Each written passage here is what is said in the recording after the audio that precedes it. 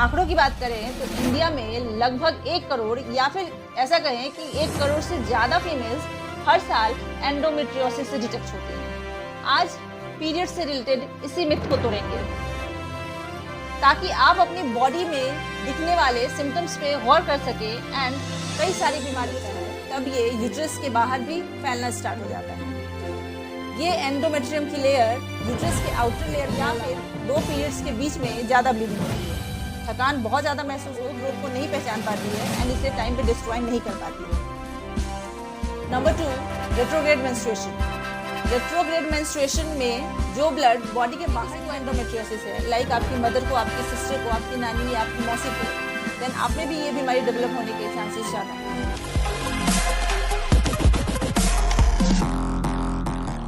Normally females को period के time mild pen होता है, लेकिन कुछ फीमेल्स को अनबियरेबल पेन होता है। ऐसा एंडोमेट्रियोसिस के कारण हो सकता है।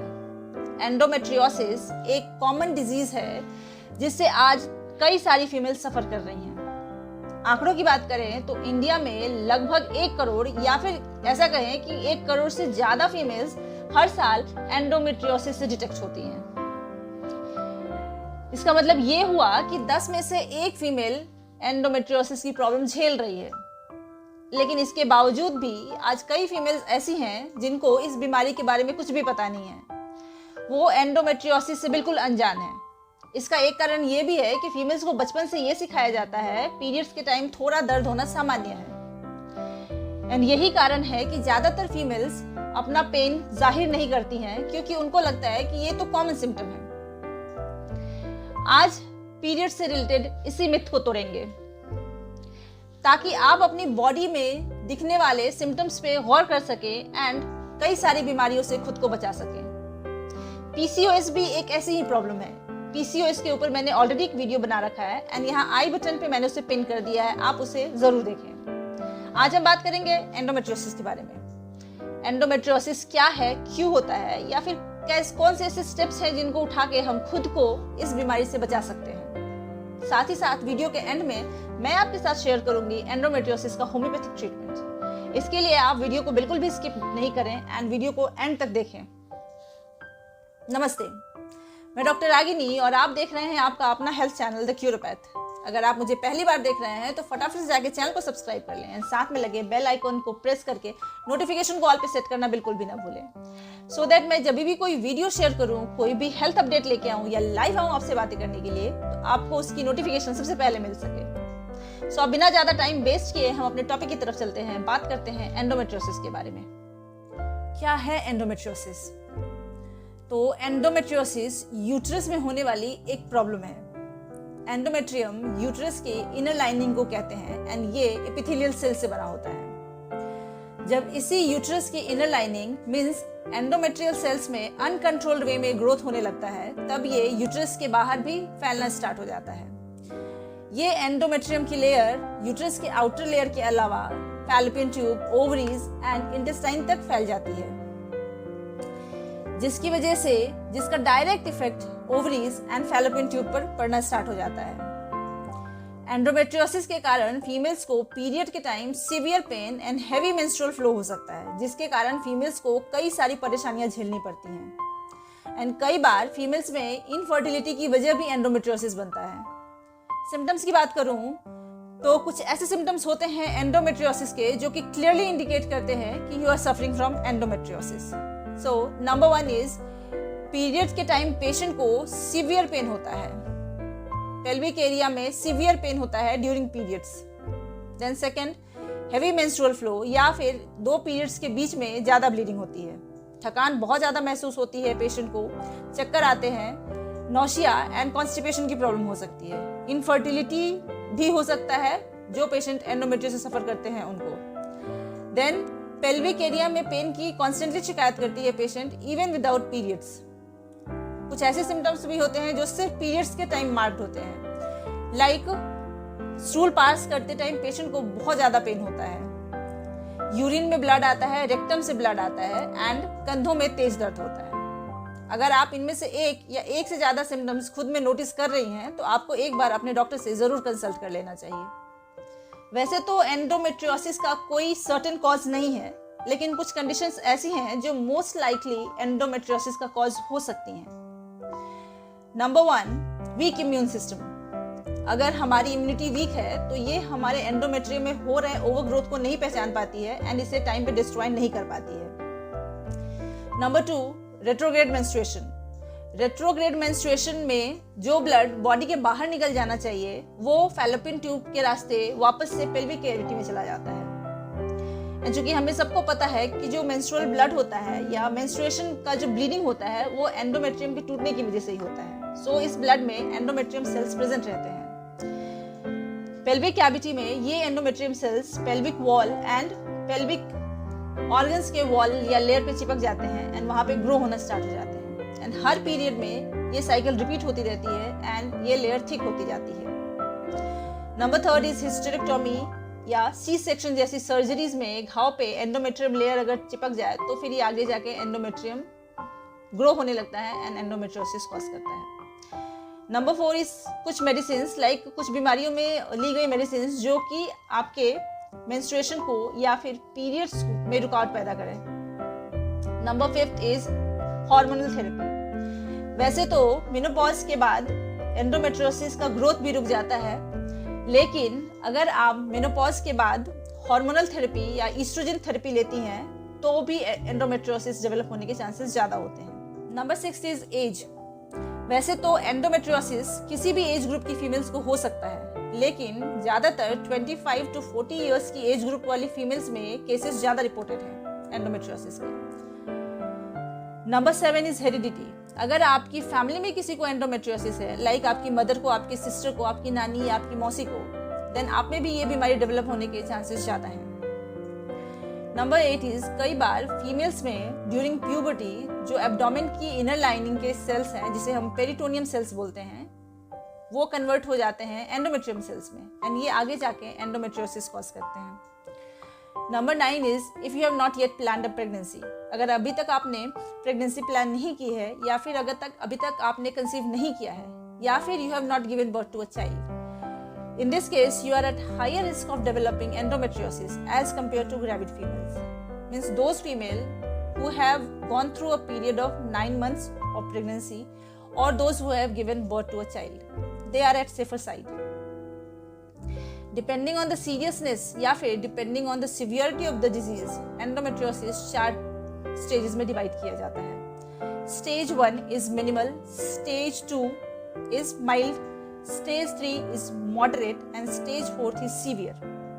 Stage 1 and Stage 2 से सफ़र कर रही फीमेल्स को ज़्यादा ट्रीटमेंट की ज़रूरत नहीं पड़ती है एंड उन्हें कंसीव करने में भी ज़्यादा प्रॉब्लम नहीं होती है, वो इजीली कंसीव कर लेती हैं। लेकिन Stage 3 एंड Stage 4 से सफ़र कर रही फीमेल्स को रेगुलर ट्रीटमेंट की ज़रूरत होती है एंड ज़्यादातर इनफर्टिलिटी के केसेस Stage 3 एंड Stage 4 से सफ़र कर रही फीमेल्स में ही रिपोर्टेड हैं। बचाव की बात करते हैं। बॉडी में ईस्ट्रोजन हार्मोन का लेवल कम करके एंडोमेट्रियोसिस डेवलप होने से रोका जा सकता है। इसके लिए आपको क्या करना है, तो इसके लिए फिजिकली एक्टिव रहें, डेली एक्सरसाइज करें। बॉडी फैट को कम करके आप अपने ईस्ट्रोजन लेवल को कम कर सकते हैं। नंबर 2, अल्कोहल एंड कैफीन वाली चीज़ों को अवॉइड करें क्योंकि इससे आपकी बॉडी में ईस्ट्रोजन लेवल बढ़ता है। नंबर 3, बर्थ कंट्रोल पिल्स कभी भी खुद से कंज्यूम नहीं करें।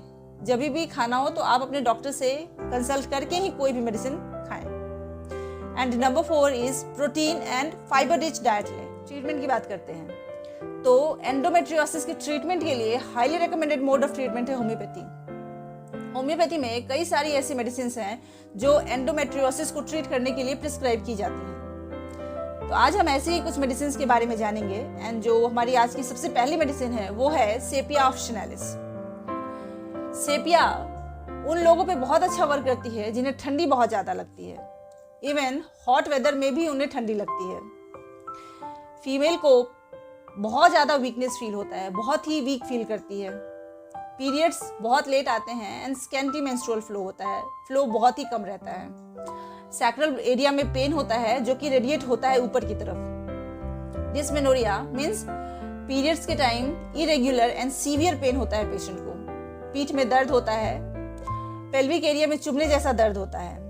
ऐसा लगता है जैसे यूरिन के थ्रू कुछ बाहर आ रहा है, मीन्स बियरिंग डाउन पेन या बियरिंग डाउन सेंसेशन होता है पेशेंट को। यूरिन पास करते टाइम सीवियर पेन होता है। So in these symptoms we prescribe sepia to the patient. Sepia females में वीकनेस को दूर करने में हेल्प करती है, साथ ही साथ पेल्विक मसल्स को रिलैक्स करने में भी बहुत हेल्प करती है। सेपिया इज हाईली रिकमेंडेड या top grade medicine for bearing down pain या बियरिंग डाउन सेंसेशन।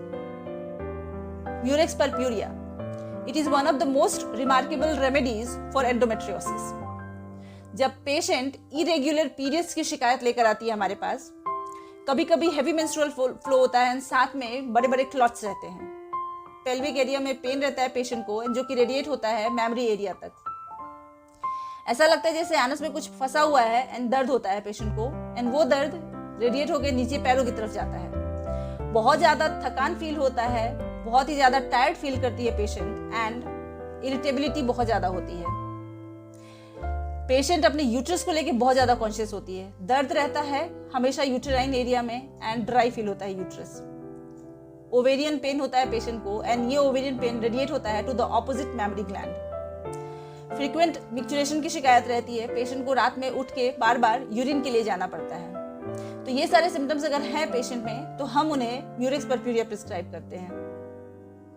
सिमिसिफ्यूगा, जब लोअर एब्डोमेन में बियरिंग डाउन पेन की कंप्लेंट करती है पेशेंट, ऐसा लगता है जैसे कि सब कुछ बाहर आ जाएगा।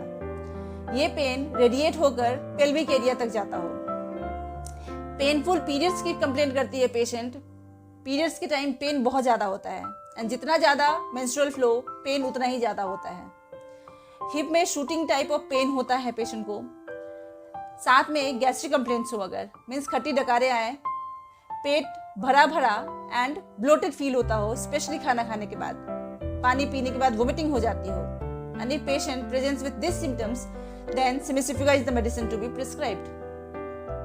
ज़ेंथोज़ाइलम, menses appear early, approx 1 week पहले मेंसेस अपीयर हो जाते हैं, एंड फ्लो काफी कम रहता है।